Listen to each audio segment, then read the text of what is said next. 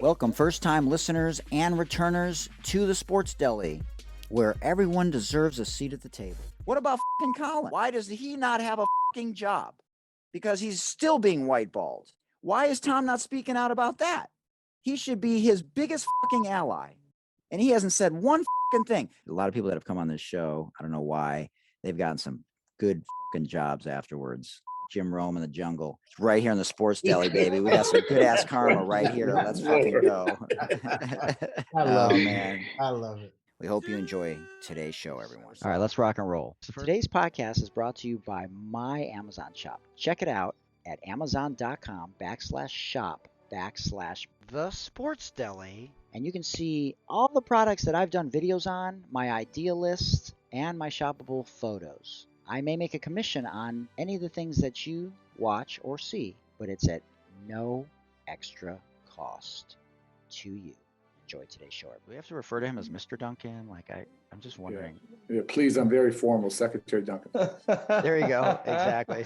Just put a sir on the end of it. Secretary Duncan, sir. All right, here we go. Hey, everyone. This is Hoot, host and producer of the Sports Deli podcast. Thanks for joining me today for this special edition about race in America. I remember watching Race and Sports in America on the Golf Channel a few years ago, and there were a number of people on there, professional athletes. Steph Curry was one of them. And I've talked about this before, but I remember watching Steph Curry's body language. And this was after the murder of George Floyd. And I could just tell that there was something different about how Steph Curry wanted people to remember him that had absolutely nothing to do with basketball.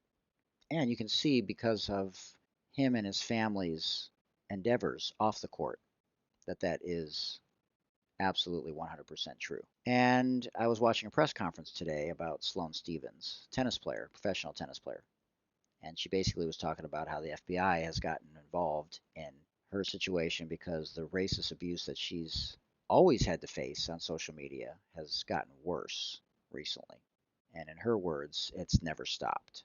And I was reading an article online from the New York Times called "The Toll of Police Violence on Black People's Mental Health." So I'm going to talk about that today, and then I'm going to talk about, briefly, a video that I duetted initially on TikTok that at the time of this recording has nearly 10,000 views, which isn't an exorbitant amount, but it's respectable. And I didn't do it for the numbers, I just did it because this 13-year-old boy of color was being acknowledged and amplified, which doesn't always happen on social media and in the media in general, because the narratives between Black and white America are very different. And so, but this young man, Elijah, who's pursuing a bachelor's degree at Oklahoma State University at the age of 13, has gotten a cybersecurity certificate and several other accolades at a young age. And Mr. Krim, who is historian on TikTok, shout out to Mr. Krim, and Levert, another historian, and Tizzy, three of my favorites on Instagram and TikTok. They bring facts, the truth, and are truly incredible humans. And what really struck me were the responses in my comments. So I had to block and I had to report somebody who said some things that were way out of line and over the line and had undertones. But the more the comments kept coming in, a number of them were the same. And what I'm referring to is the comments that had to do with please protect him, like they're going to come and do something to him because he's having success as a young Black boy in America. And so I did a video reply to my original video to those comments, which at the time of this podcast had 17 likes just on the one comment that had to do with please protect this young man. They're going to come after him because he's having success at 13 years old and he's Black.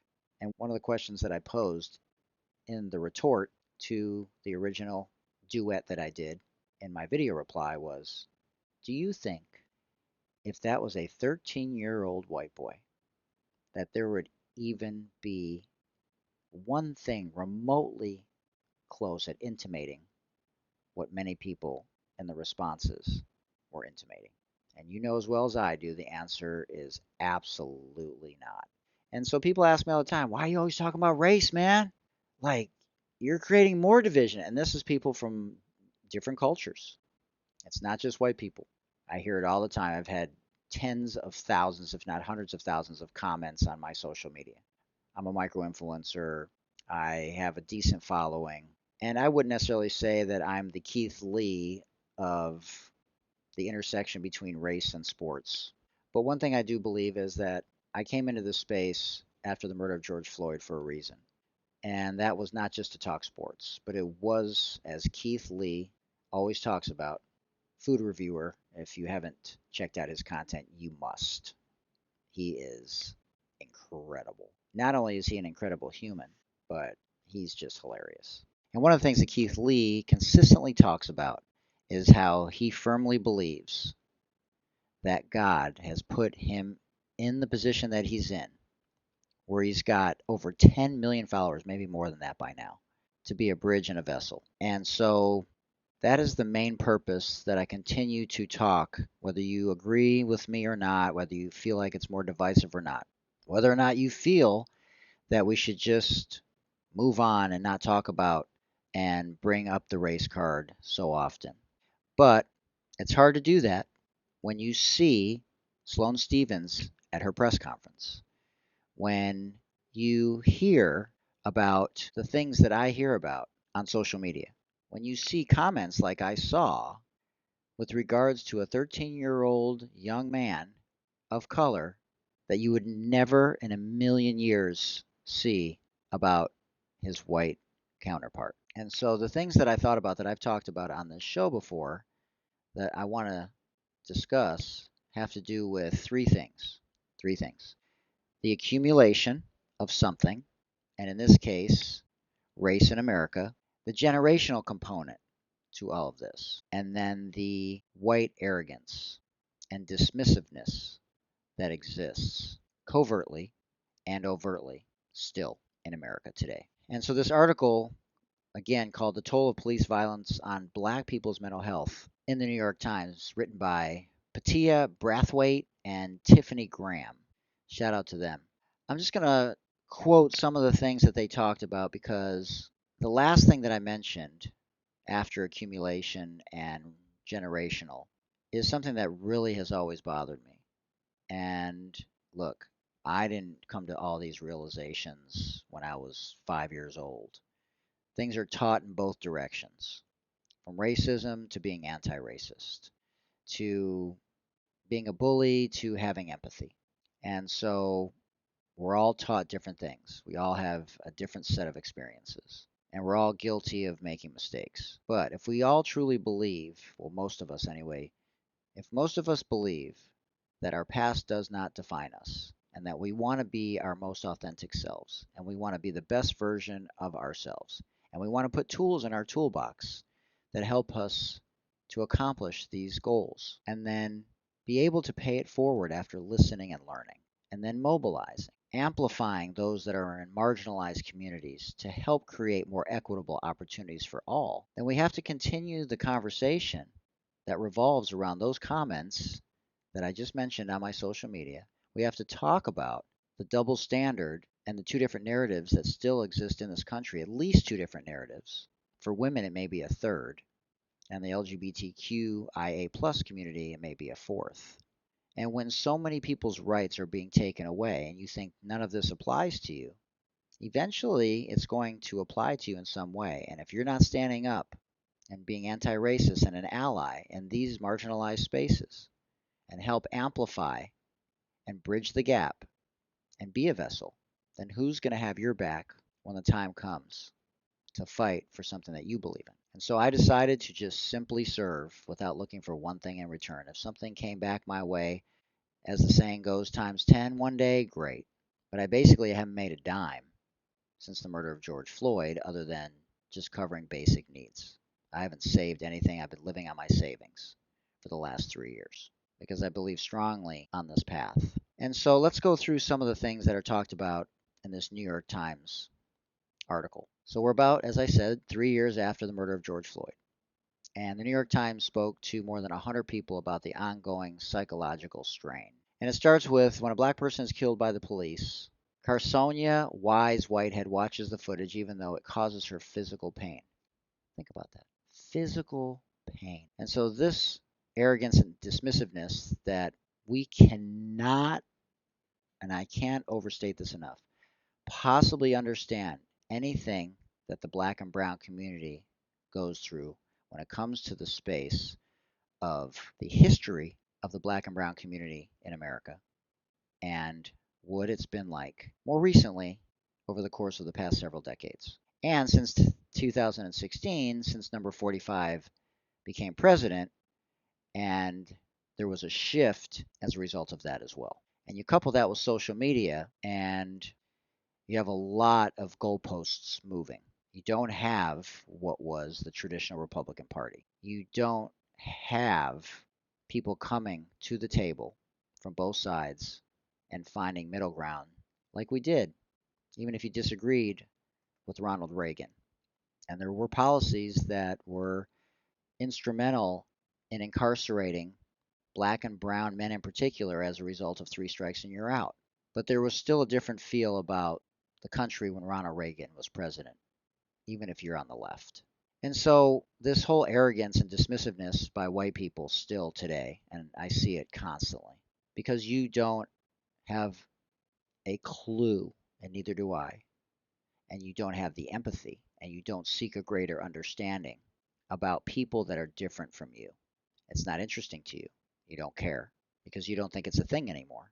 And you couple that with the generational trauma that people in the black and brown community have to face, the stigma around mental health, the accumulation effect of just walking out of your house as a person in America who's black or brown, knowing not only the history, but what it's like when you have to drive by a police officer or see a police officer or walk into a store, and it does, not just in this anecdotal example, cause physical pain for just Carsonia, but I've heard this many, many times from people on my show and in other ways. There are examples all across the media when you watch a story, may make you cringe or give you a stomach ache. But when something continues to happen that's disproportionate to a certain community, and it is at a snail's pace in terms of change, aren't we better than that? Like, what is wrong with America today? How are we not further along in this space? It's just mind blowing to me. I talked to my youth coach today, one of my best friend's fathers, and he chronicled a lot of his racist encounters, not only with police, but at work and in the military, and why he quit the military after 3 years because he couldn't take the racism anymore. And he was like a dad to me. And when I was growing up, I did not see this level of vitriol and divisiveness that we see today. And maybe we chalk it up to social media. But if it wasn't for a cell phone, we wouldn't have caught on film the murder of George Floyd and many other encounters that continue to affect the black and brown community in much different ways than we see in white America. So again, 3 years have passed, and families, bystanders are often affected tremendously by events like this. Some people can move on a little bit easier, just like any other type of trauma. You have the whole nature versus nurture argument. But the New York Times dispatched reporters in more than 20 U.S. cities to interview 110 black people across generations and socioeconomic groups about how acts of police violence affect them. The Times also commissioned Morning Consult, a polling company, to survey black adults in the United States about what they feel and how they cope when they learn that a police officer has hurt or killed a black person. So again, when someone has a lived experience, shouldn't we listen? And it's not just one person, it's hundreds, it's thousands, it's tens of thousands, if not millions of people over generations that share a similar story in the black and brown community. KT Kennedy is 28 years old and said, and I quote, "I feel like we're all specifically haunted by one murder at least." Now, when I read that, I'm trying to think to myself, is there one thing that I think about when I was growing up versus more recently during the woke period? where something stands out and I'm traumatized by it. And I feel like I'm worried every single day when I step out of my house. If I don't put my hands at 10 and 2 and even try and hide the color of my skin, that something may happen to me or my kid if she's in the car with me. I mean, I remember watching in Los Angeles Rodney King, but I don't remember it impacting me the way that George Floyd did. And so I always say this, I can wrap my head around some things, but there's no way in hell since 2020 that you can see the things that you see. And you don't have to be a millennial, you don't have to be a cusper, you don't have to be a Gen Zer to know that there was a shift after George. We've seen a shift in the incarceration of the police in a way that we never have before. We've seen more white allies. But how much have things really changed? Have we had enough mobilization? 44% of black adults say it's harder to get through daily tasks after learning that officers have harmed a black person, according to the New York Times. Jamal Jones, 23 years old, says, if I get pulled over now, I know exactly what's going to happen. I'm going to have an anxiety attack. These aren't just a few outliers. This shit is real. Now, there's some influencers online that talk about this stuff constantly. They even get pulled over themselves. They talk to the police officers a certain way. They have everything ready. Everything is perfectly on, aligned in their visors. They have a lanyard around their neck. Like, this is the extent that people of color have to go through in order to not have a gun drawn for a traffic stop versus their white counterparts, who are allowed to go in the glove box, who are allowed to go into the middle compartment or bend down if something's fallen to the ground, but the same courtesy and the same conduct is not granted to the black and brown community. Keisha Edwards, 45, says, I clicked the link and viewed it, watching footage of the killing of George Floyd. It was right before I had a work meeting, and I had to pretend that I hadn't just witnessed what I had just watched. Derek Benson, 49, he's a program coordinator in San Francisco, said, you're always on alert. Like, I don't even have to read the rest of that quote. You're always on alert. Can you imagine what that does to your nervous system? If you're always on alert, first of all, there's a physical toll that takes. Creating cortisol over the lifetime of a person doesn't allow a person to handle stress in the same way as if they had minimal stress throughout their life. Is this a reason why people in the black and brown community have a shorter lifespan? I don't know if that's one of the reasons, but it sounds logical. There's other reasons. Cheyenne Hamilton, college student in West Palm Beach, Florida. Sad to say, it's almost like I've become numb to it. And then I feel guilty about being numb to it. 38% of black people said they feel anxious when they see an officer. Let me ask you, white people, do you feel anxious when you see a police officer? I got the shit beat out of me at Tiger Stadium for hitting a beach ball in center field in the bleachers. I don't fear police officers because of that one incident. Do you think if a person of color had to go through the same incident, and I was slammed to the ground by my hair, my head slammed to the ground, because the police officer was pissed off that I hit the ball when everybody hits the beach ball in center field, and that I didn't actually grab it, break it, hand it to him and say, here you go, officer, when it's a tradition at Tiger Stadium, at least it was at the time, to hit the beach ball and keep it alive. And if it went on the field, people would boo, and it was a whole thing. It wasn't dangerous. Just stop play for a second. But I'm not afraid of police officers. I can't even imagine what it must be like to have that type of feeling where you're going to go into a full-on panic attack if you see a police officer while you're driving or walking down the street. Lakayana Drury, founder and executive director of Word is Bond in Portland, Oregon. We're in a constant trauma combustion chamber, and you have to build systems and practices to deal with it. And how I do that is building networks with my friends, groups of friends that are black men. We can go do things and hang out, physical things like walking, weightlifting, exercising, and talking through things. I think that last part is really powerful because it is taboo in the black and brown community still, maybe not as much as it was. And a lot of athletes have brought an awareness to mental health. And I think this has helped people like Lakayana Drury. Amala Hall, 59 years old. She's an associate professor of psychology at Barry University in Miami, Florida. God gives you other resources and tools to get your way out. And one of those things is if he sends you a good therapist. Ain't that the truth? A hip-hop artist and director in Lexington, Kentucky, Divine Kamara, 42 years old. When I'm driving and my 6-year-old daughter sees a police officer and says, "Oh, Daddy, the police is going to get us." Damn. They're going to arrest us. I've had to self-check myself. That's how embedded that fear is in our community. Somehow I passed it on and I didn't even realize it. So just like in white America, how we don't even realize we're passing on racism to our kids. This transparent comment, quote from Divine Kamara, somehow I passed it on and I don't even realize it. 79% of black parents said police violence affects their mental health. Jennifer Shepard Payne, 58, research scientist and clinician at the Kennedy Krieger Institute in Columbia, Maryland. Watching the George Floyd video left me with a hot rage, which was unnerving to me because I am never an angry person. I never slept better in my life as a parent than when he was in China, said Angel Ford, the mother of a 34-year-old son who lived overseas for 10 years. Ain't that some shit? I never slept better than I did when he was overseas. When he came back, he and I agreed that he wouldn't own a car. What in the entire fuck? I could not take the stress of him possibly being murdered. I couldn't take it. This shit is real.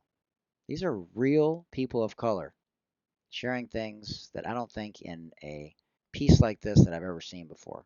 This gentleman, a pastor from Aurora, Colorado, he was on the cover for those of you just listening and not watching. Thomas Mays, 70 years old. I'm saddened more than anything, Mr. Mays said of his experience watching videos of police violence. I don't feel anger would even fit in there. I'm not surprised, but I'm disappointed. It's one of the saddest feelings I ever get. It's hard to fight back the tears. 69% of black adults cope by talking to a friend or family member. Sammy D, 38 years old. He's a photographer in Brooklyn, New York. There's a lot of repression that exists, so it can lead to bursts of anger. At one point, D switched to seeing a black therapist, which led to a personal realization. I'm not looking for sympathy, I just want to be seen. 22% discussed police violence with a mental health care professional. Slightly more spoke with a religious leader.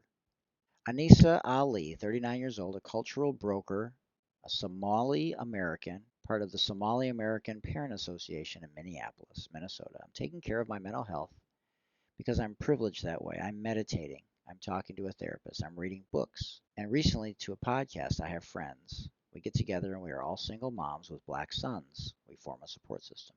Carsonia Wise Whitehead, again, who is a professor of communication and African American Studies at Loyola University of Baltimore, Maryland. I do watch it multiple times, talking about the footage of police violence. For the first few days, I am unable to sleep. I find that I am more on guard and more likely to take offense. My entire body feels like it is in pain. I am stressed. Greta Willis, 59, a retired Maryland correctional officer in Baltimore, Maryland. I lived in a fog for a very long time. I thought I was in a dream, in a nightmare. Whose 14-year-old son, Kevin Cooper, was fatally shot by a police officer in 2006 after she called to get assistance for him during a mental health crisis, until I realized that this was reality. 71% of black adults say their ability to cope has stayed the same or gotten worse over time.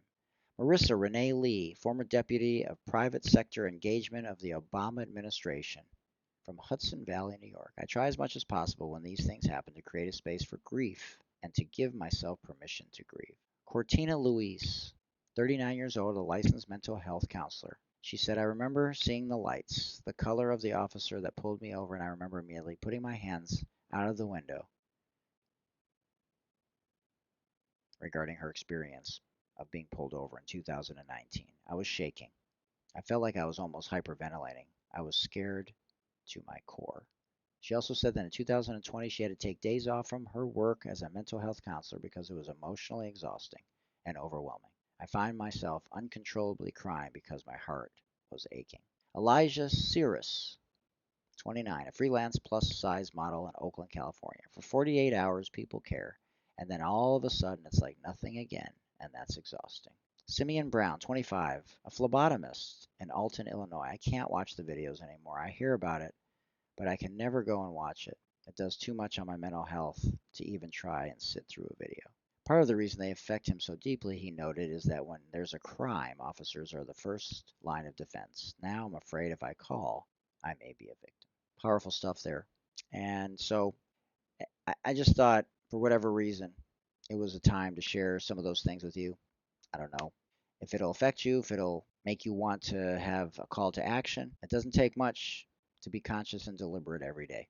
It just doesn't. You can have conversations with people in your own home, with your friends, your family.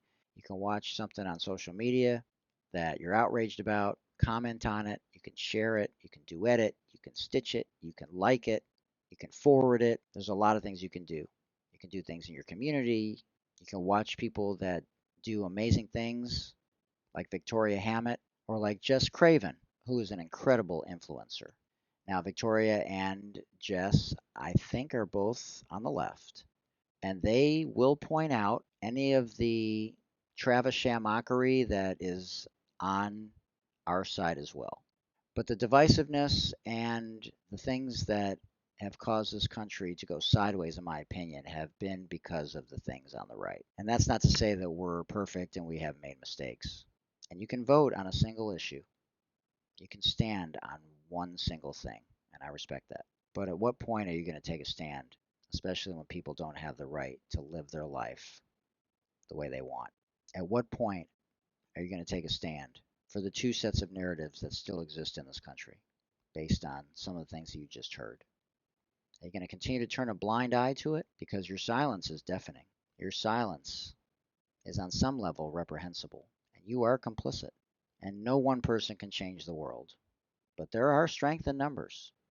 We saw it in 2020 with the WNBA, and Ralph Warnock was polling at 9%, not 19, not 29, not 39, 9. And because of the power of a t-shirt and the power of 144 women in the WNBA, 2 elections were changed. There are countless other examples about the concept of strength in numbers. And there are things that people fear. They fear lawyers, they fear the loss of money because of sponsors going away or television rights changing, which also hits somebody in the pocketbook. But the number one thing that people fear the most is being outed on social media. Most people. And so there are strength in numbers on social media, and it can happen very fast. So just start anywhere. Just do something small. Just serve in a way that you would want someone to serve you if you were one of these marginalized groups that needed people to band together to create more equitable opportunities for all marginalized communities in this country, but in particular women of color, in particular people of color, and the LGBTQIA plus community. I hope you got a little bit of inspiration, education, and motivation out of this. I don't think there was much laughter today, but shout out to the Miami Heat for not making history as the only team to ever lose a 3-0 lead and have the opponent come back and win 4 straight. Shout out to Jimmy Butler. Shout out to Denver. Should be a great finals. I think Denver's going to win. The Joker is one of the top 10 players that has ever played in the NBA. So there's my sports commentary for you. But the finals will be an all-time low in terms of viewership, in my opinion, because nobody cares about Miami. Nobody cares about Jimmy Butler.